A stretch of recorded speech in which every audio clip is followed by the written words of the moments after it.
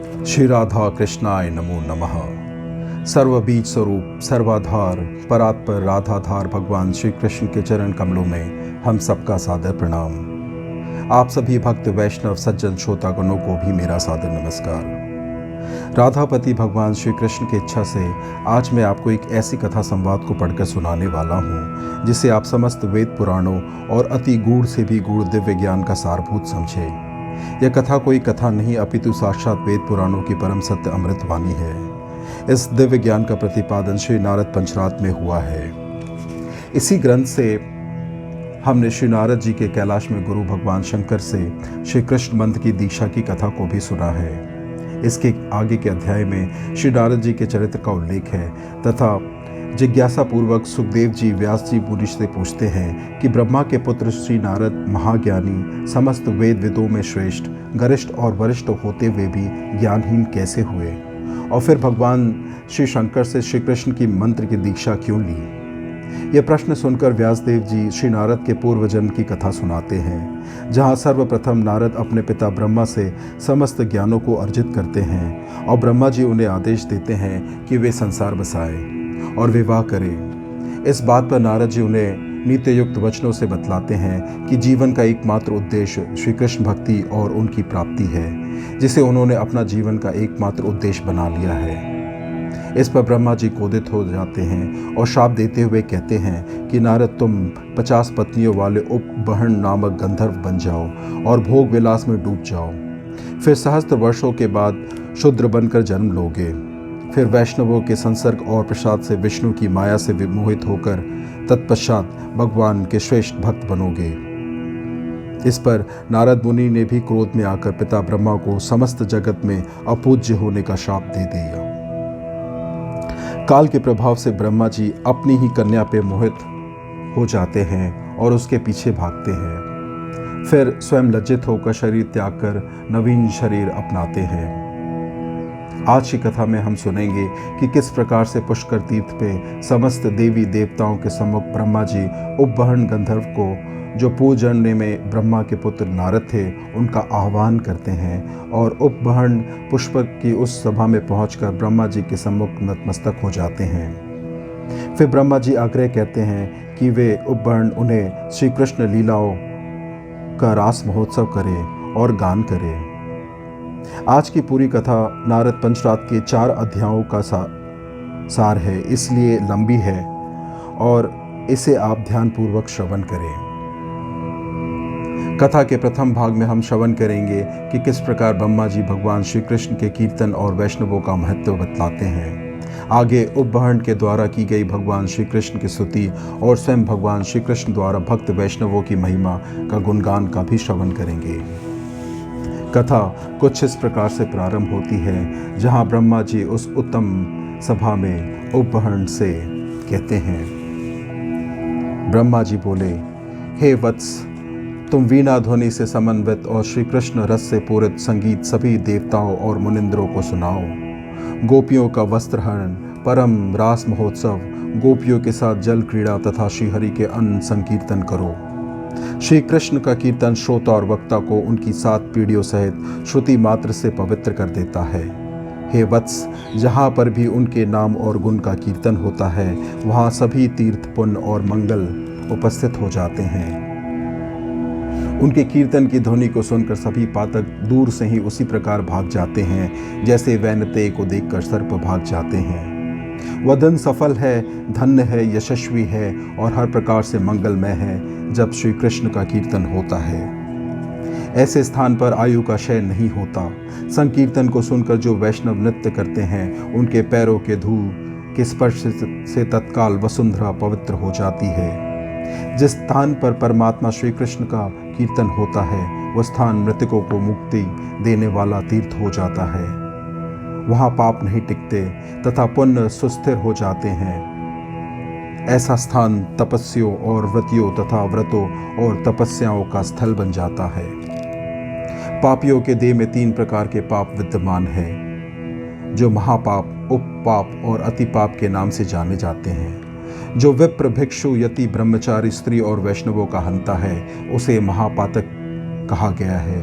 भ्रूण हत्या करने वाले, गौ हत्या करने वाले, शूद्र हत्या करने वाले, कृतघ्न, विश्वघाती, ये उपपात की कहे गए हैं, जो आगम्यगामी है तथा देव और ब्राह्मण की संपत्ति का हरण करने वाले हैं, उन्हें वेदविदों ने अति पातक कहा है।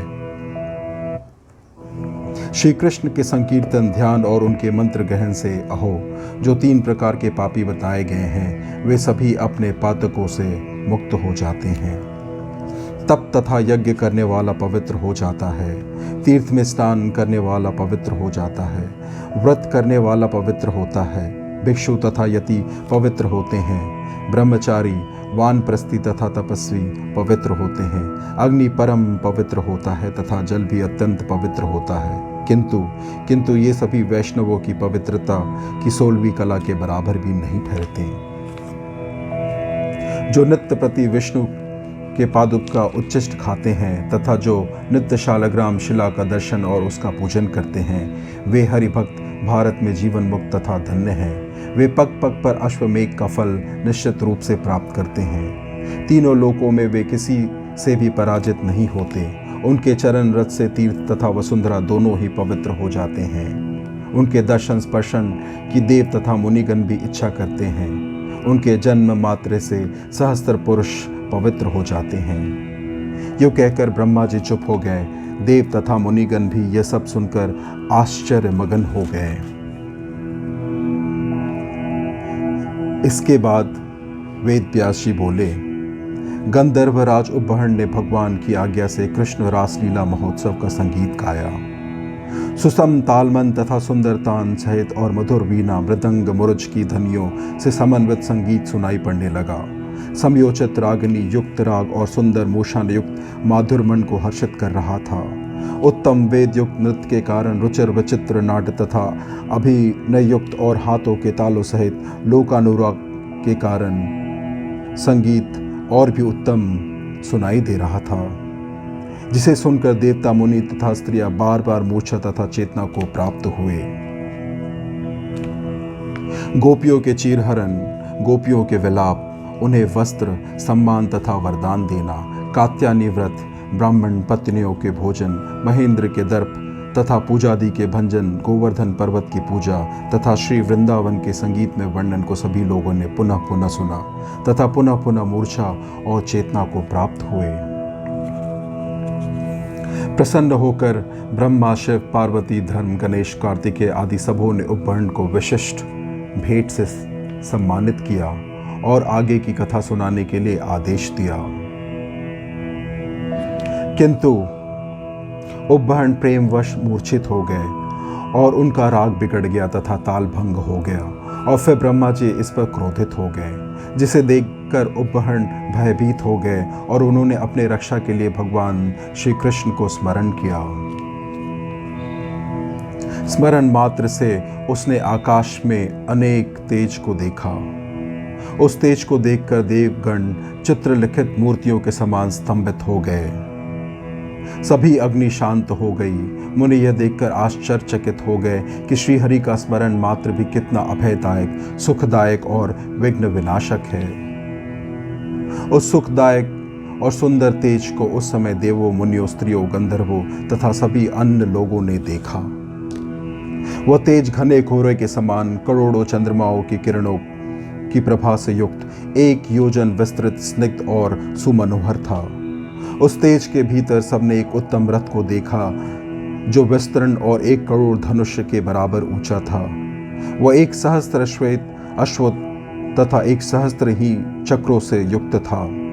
उसमें अमूल्य रत्न लगे थे और ईश्वर की इच्छा से उसका निर्माण हुआ था। वह नाना प्रकार के विचित्र चित्रों से युक्त, मन की गति के समान वेगवान और मनोहर था। वह चारों ओर मुक्ता, माणिक्य और अत्यंत उत्कृष्ट हीरों के हारों से सुशोभित था।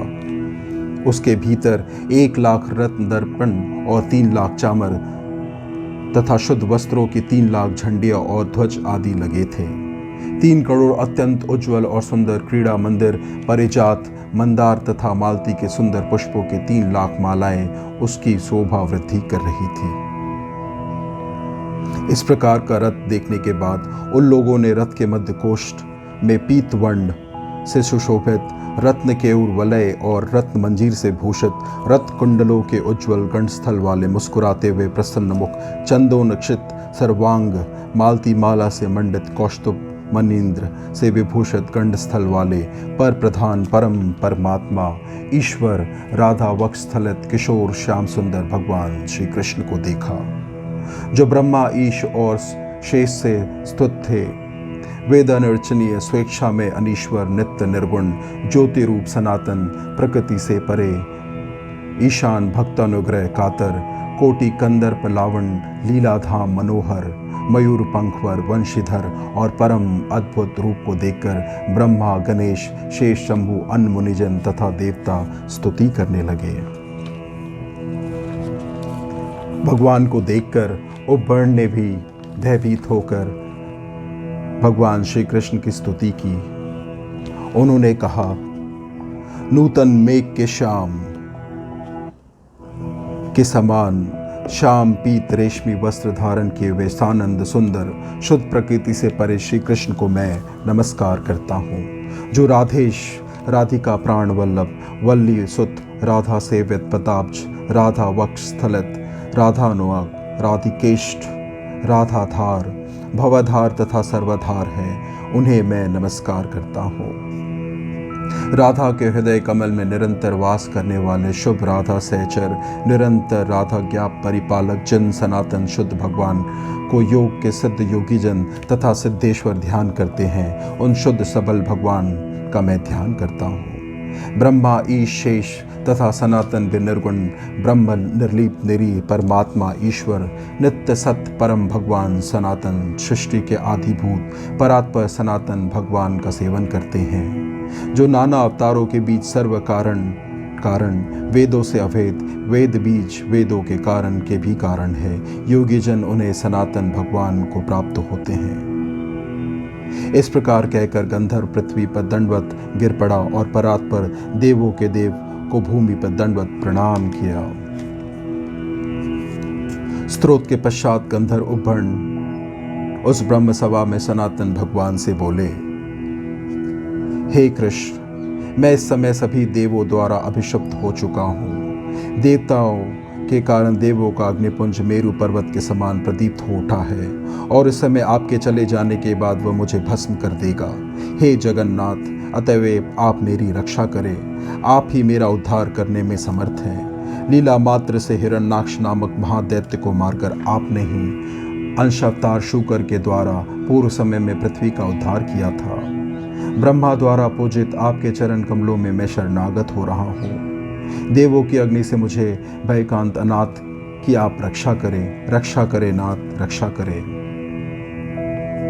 गंधर्व के वचन को सुनकर जगदीश्वर श्री कृष्ण हंसकर उस ब्रह्म सभा में सलक्ष्ण वाणी में बोले, हे गंधर्व राज प्रवर, स्थिर हो जाओ, भय त्याग दो। जिसने शुभ आश्रय ले लिया है, ऐसे तुम भक्त को मेरे रहते किसका भय हो सकता है। मेरे कर्म मुक्त भक्तों को किसी से भी भय नहीं है। मेरे मंत्र का उपासक नित्य विग्रही और स्वतंत्र होता है। मंत्र ग्रहण मात्र से वह सभी कर्मों से मुक्त हो जाता है। उसे काल का भय नहीं होता, विधि के जन्म देने का भी भय नहीं होता। मंत्र ग्रहण से ही वह सब कर्मों से मुक्त हो जाता है। मेरा मंत्र करोड़ों जन्मों के किए गए पापों को भी उसी प्रकार नष्ट कर देता है, जिस प्रकार सुदीप प्रज्वलित अग्नि तृणपुंज को जला देती है। मेरे मंत्र ग्रहण या मेरे नाम ग्रहण से करोड़ों जन्मों के किए गए पाप कांपते हैं। यम उसके लिखे नाम को दूर कर देता है। अंत में वह उत्तम गोलोक जाकर मेरे दास्य भाव को प्राप्त करता है।